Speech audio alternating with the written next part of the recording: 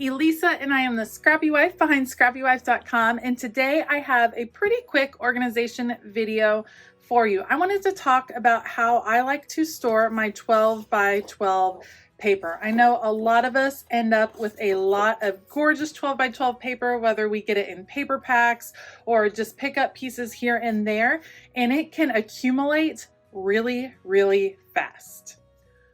For me, I actually don't even do traditional 12 by 12 layouts. However, my different crafty endeavors have led me to start collecting pieces of 12 by 12 paper that I am cutting up and using in various different ways. And I found myself this summer needing a way to store my paper where I had previously just been able to group it all together. So I wanted to share with you how I like to store my paper and how I like to sort it, and how that makes it easier for me to work.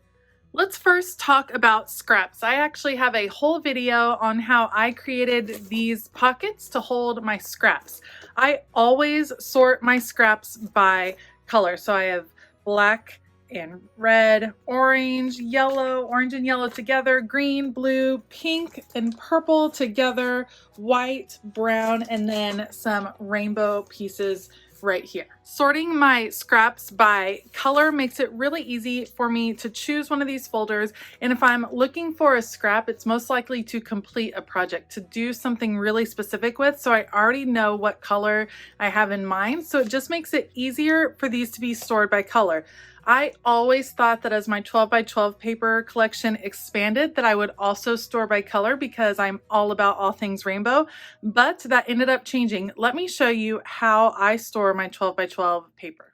My 12 by 12 paper is stored on a bookshelf that is right next to my desk, and I store it in plastic file folders, which I will show you more details in a moment. And you can see each one is labeled on the side so I can read easily what is inside of it. And instead of sorting it by color, I sort it by designer.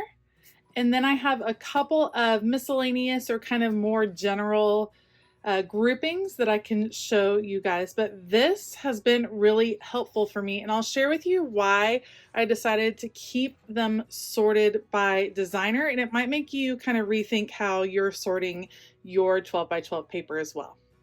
So when you start collecting papers from different designers or different brands, you start to see a pattern within a brand, a feeling, a color palette that they have a tendency to go towards, and that makes it really easy to mix and match papers from that designer together because they're all going to have a similar feel to them, a similar style. That is what I have discovered, especially as a Felicity Jane subscriber. So I've been subscribed to Felicity Jane since November 2019. Fell in love with their papers, and for the longest time I wasn't sure what to do with those papers and with those kits as I was finishing working with them because I always had pieces left over. This system has been absolutely perfect for me. Every month when I get the new kit, it gets its own file folder, and within that folder I'm able to keep all of the 12 by 12 papers that came with that kit. I'm able to keep scraps as I work with them so that I know it'll mix and match really well, and then I'm able to keep all of the other goodies, the paper pieces, the ephemera, the stickers, the stamps. Everything fits really nicely in this folder so that I know when I'm ready to work with that current collection, it's all in here.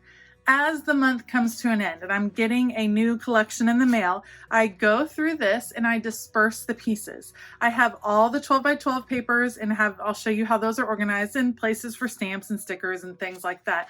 But I like having the current kit together because that's the one I'm most likely wanting to grab for when I am starting to work in my memory keeping. Now, like I said, sometimes I have leftover products, or sometimes our favorite brands run sales and we kind of pick up some extra paper. So I sorted my paper. I have my Felicity Jane patterned paper. These are all double-sided pattern pieces all together. These are uncut pieces.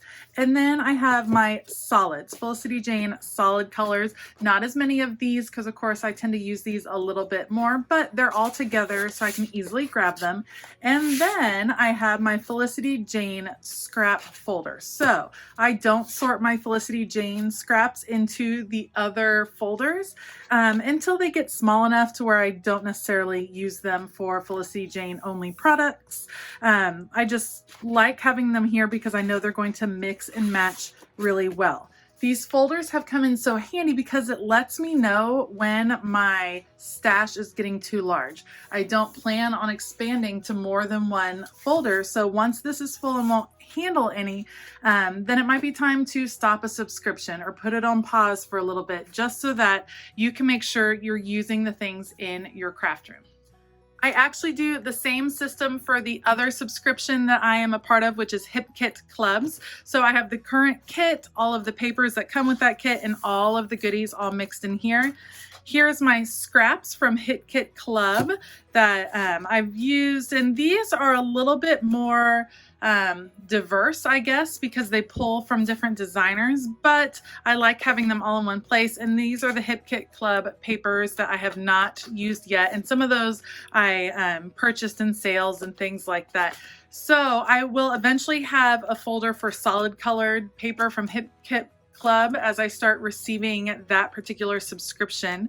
But this again makes it really easy for me to see what I have and to work with the things that are newer that I want, and to know when I've had enough of that subscription, because if that folder is full, then it's full and I need to start using what I have on hand. So I use that same system for all the designers that I love, Damask Love and Amy Tangerine and Vicky Boutin. I have their papers in a file folder by themselves by designer, but I do have some that are more general categories. So this is floral paper. This was actually from a floral paper pack that I got years ago. I don't like keeping things in those big blocky paper pads. I think that they tend to get damaged. And so I pull them out and put them in these folders. It's easy for me as a go-to for floral pieces. And again, I can know that I have plenty of floral paper, don't need to purchase anymore. I have a Christmas folder. This includes whole pieces and scraps. And as I get around to December daily and it's time to get to that season, then I know that all my papers are already together. So this includes multiple different designers in one folder. I have this metallics one that again is from an older paper pad that I've had in my craft room for a while, and it comes in handy every now and then, but it's not something I'm reaching for all the time. I know if I'm looking for a metallic piece, then this is where to go. And then we all have those random papers. Maybe you picked up a packet Tuesday morning, maybe it came with a kit and it doesn't really match in your opinion. This is my miscellaneous stack. This is kind of my go-to for when my kids are wanting to use some of my larger scrap paper. These are kind of some papers that I like but don't necessarily reach for, not ready to get rid of, but ready to use and lend out if necessary. This has been a system that has worked fabulously for me. I love having these folders and being able to easily pull out what I need and take it to my desk, then gather up and put it back in. This has worked better than towers, in my opinion, or horizontal slots where you have just a big stack of paper all on top of each other. Having it divided like this in these mobile file folders has just made all the difference in how much I am using my 12 by 12 paper. I would love to hear how you like to store your 12 by 12 paper. What is your go-to storage solution? Let me know in the comments below. I love hearing new ideas, and I love that we can share in this space and that other subscribers, other people that watch this video can see how you like to store your paper. Thank you so much for watching. If you enjoyed this video, please give it a thumbs up and consider hitting that subscribe button. I have all of the products linked down below, as well as a link to join my email newsletter that goes out every couple weeks, so make sure to check that out. I hope you have a fabulous day, and as always, keep it creative.